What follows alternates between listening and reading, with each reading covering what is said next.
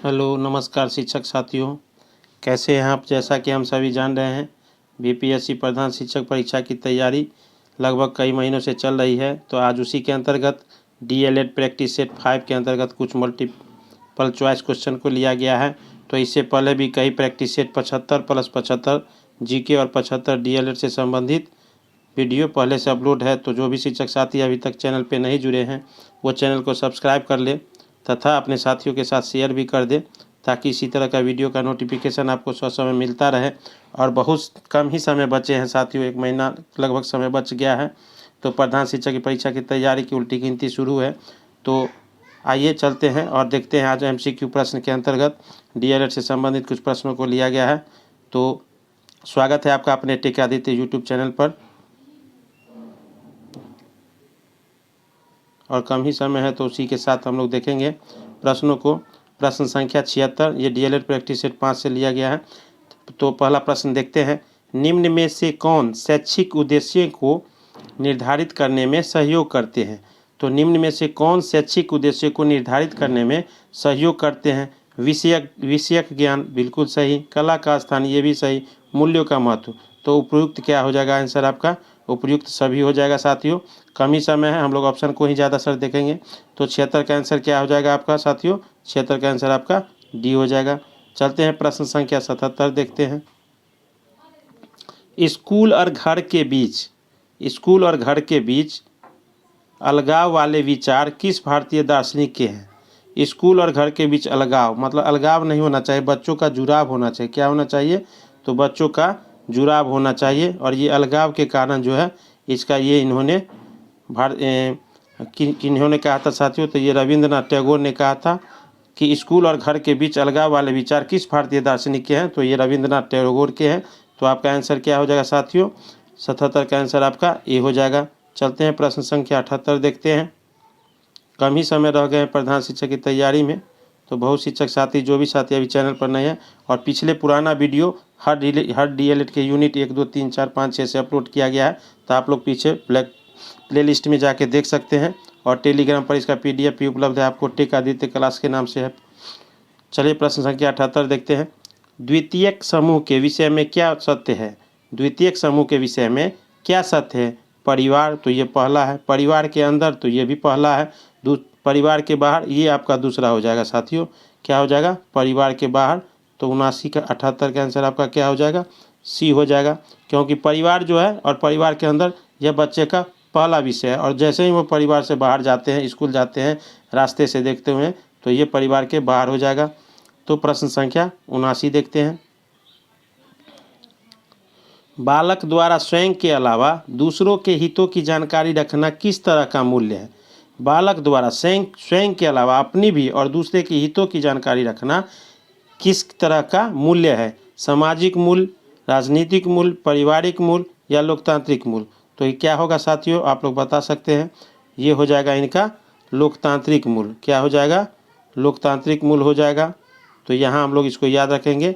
क्या हो जाएगा सर, 79 का आंसर सी हो जाएगा, लोकतांत्रिक मूल्य। क्योंकि बालक स्वयं के द्वारा दूसरे के हितों की, तो दूसरे के, तो दूसरे लोगों का, तो लोगों से लोकतांत्रिक बना गया। तो ये आप देख सकते हैं, क्योंकि राजनीतिक में तो अभी वो है नहीं परिपक्व। आगे देखते हैं प्रश्न संख्या 80।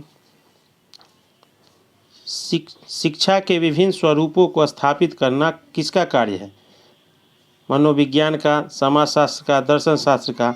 तो पुरानी पद्धति में तो दर्शन शास्त्र था, आज के समय तो मनोविज्ञान है। लेकिन इनके स्वरूपों को दर्शन शास्त्र के काल से ही लिया गया है साथियों। तो ये यहाँ आपका आंसर क्या हो जाएगा, 80 का सी हो जाएगा। चलते हैं प्रश्न संख्या 81 देखते हैं।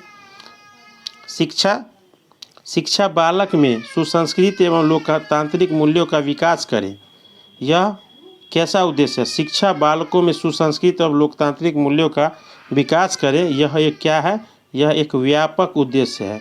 क्योंकि संकुचित उद्देश्य नहीं होगा साथियों, उसका सामाजिक उद्देश्य कम होगा। लेकिन व्यापक उद्देश्य में क्या होगा कि वो सभी उद्देश्यों की पूर्ति करेंगे। तो 81 का आंसर आपका क्या हो जाएगा, ए हो जाएगा। चलते हैं प्रश्न संख्या 82।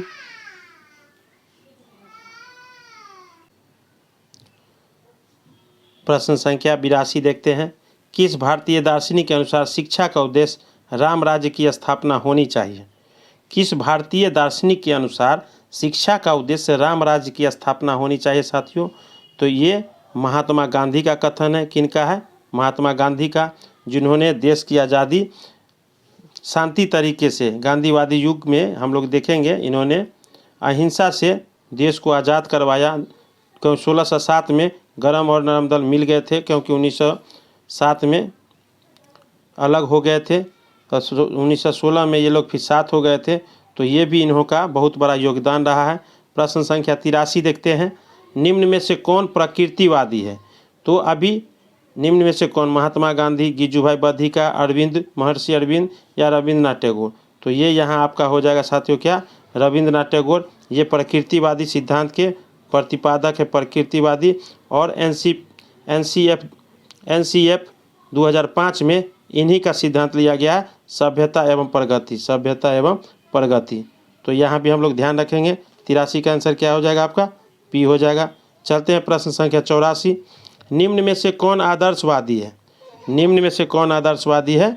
तो आपका रविंद्रनाथ टैगोर तो प्रकृतिवादी है। स्वामी दयानंद सरस्वती, स्वामी विवेकानंद, रामकृष्ण मिशन की स्थापना की स्वामी दयानंद सरस्वती ने वेदों की ओर लौटो का नारा दिया था, जिन्होंने आर्य समाज की स्थापना की थी 1875 में।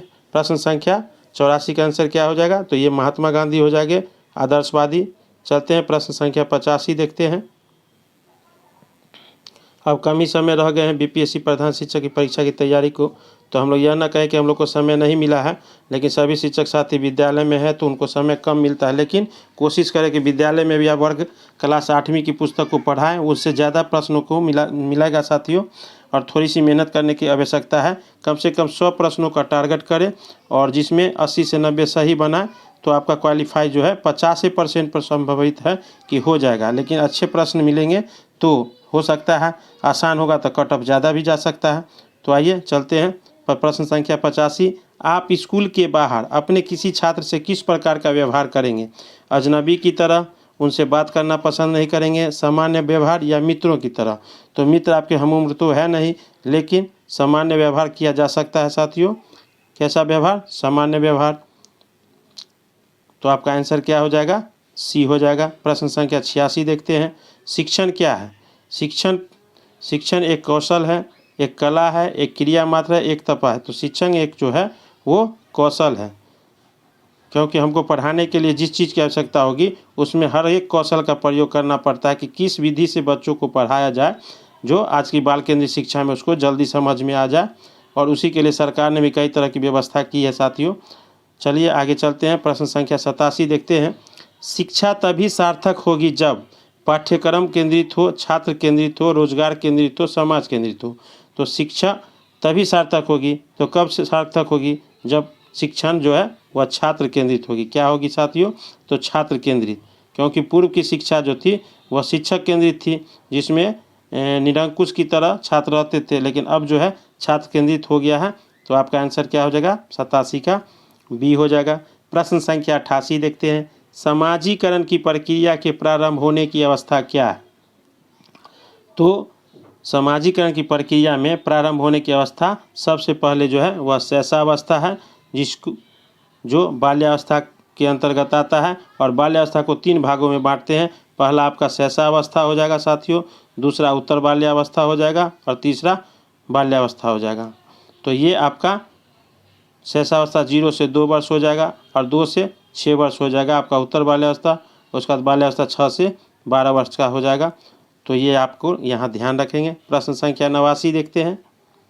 यदि कोई छात्रा असामाजिक व्यवहार का प्रदर्शन कर रहा है तो शिक्षक को क्या करना चाहिए? छात्रों को शारीरिक रूप से दंड देना चाहिए, दंड का प्रावधान खत्म है साथियों। इसे उपदेश देना चाहिए, ये भी नहीं होगा। उनके व्यवहार का कारण जानना चाहिए कि वो किस तरह से ऐसा कर रहा है, क्योंकि अगर हम तुरंत इस व्यवहार का नहीं अगर निराकरण करते हैं तो इसके संगत में दूसरे भी छात्र इसी तरह का व्यवहार करेंगे। तो शिक्षक को यह समझना होगा बच्चों के प्रति कि अगर हम बैठे हुए हैं, कोई पढ़ा रहे हैं या किसी कार्य को कर रहे हैं, और कोई बच्चा आकर शिकायत करता है कि सर वहाँ झगड़ा हो रहा है, तो उसको हमको देखना होगा जल्दी, नहीं तो वह झगड़ा का विस्तार रूप हो सकता है। प्रश्न संख्या 90। दिवा स्वप्न किसकी रचना है? तो ये यहाँ हम लोग जानते हैं कि दिवा स्वप्न जो है वह गिज्जू भाई बाधिका की रचना है। किनकी है? गिज्जू भाई बधिका, जिनको मूछे वाली माँ भी कहा जाता था। और गिज्जू भाई बधिका का जन्म कहाँ हुआ था? तो ये गुजरात के सौराष्ट्र में हुआ था, गुजरात के सौराष्ट्र में। और कब हुआ था? तो ये भी यहाँ हम लोग ध्यान रखेंगे, गुजरात के सौराष्ट्र में हुआ था 1885 ईस्वी में। कब हुआ था? तो 1885 ईस्वी में। याद रखिएगा 1885 जो है वो भारतीय राष्ट्रीय कांग्रेस की स्थापना दिवस भी है, इसको भी याद रखेंगे, किसी से पता चल जाएगा। आइए चलते हैं प्रश्न संख्या 91 देखते हैं। गिज्जू भाई बधिका द्वारा स्थापित बाल मंदिर संस्था में किस आयु वर्ग के बच्चों को शिक्षा प्रदान की जाती थी?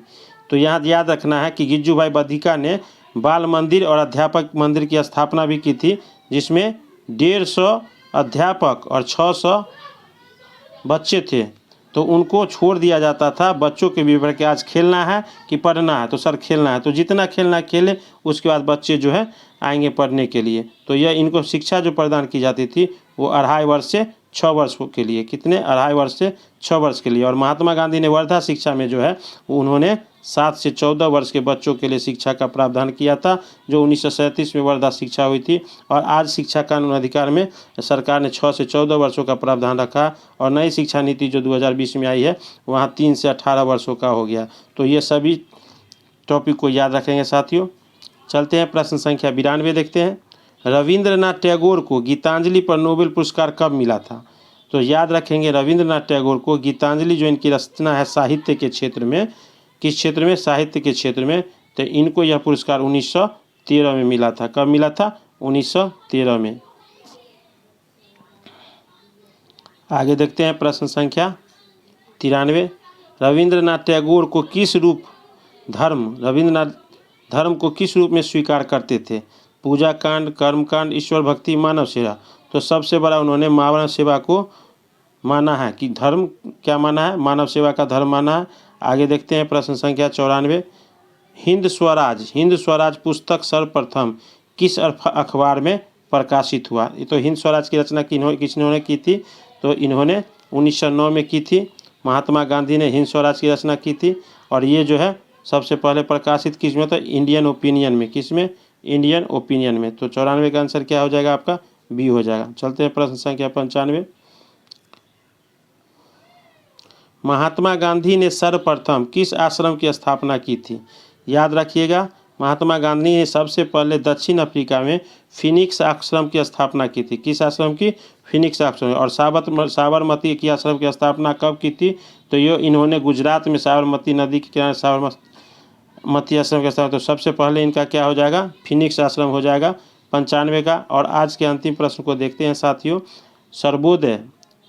सर्वोदय दर्शन के प्रवर्तक कौन थे? सर्वोदय दर्शन के प्रवर्तक कौन थे? तो ये ज्योतिबा फूले, रविंद्रनाथ टैगोर, विवेकानंद, महात्मा गांधी। तो ये यहाँ हो जाएगा आपका क्या? महात्मा गांधी।